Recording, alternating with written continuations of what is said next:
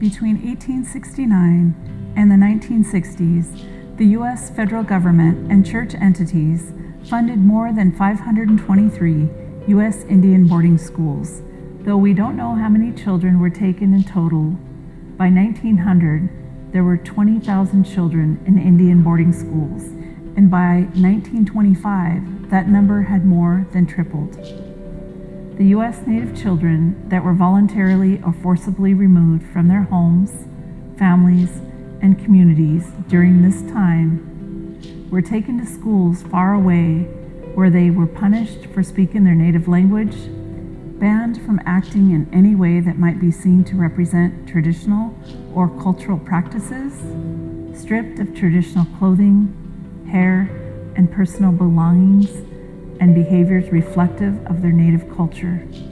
They suffered physical, sexual, cultural, and spiritual abuse and neglect, and experienced treatment that in many cases constituted torture. Many children never returned home, and their fates have yet to be accounted for by the U.S. government. This history is still understudied. In part, this is due to the scattered nature of the records, which are split among dozens of federal, state, tribal, academic, church, and private archives across the United States.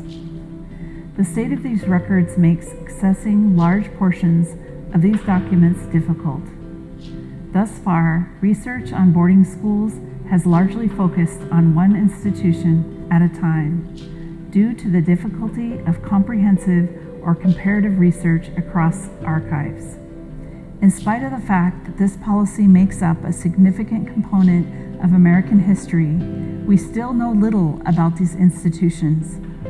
The records of these schools are crucial for determining basic facts, and they are an important source on federal Indian policy and American history. We believe that making the records of these schools more accessible is a first step in understanding the full history of this policy.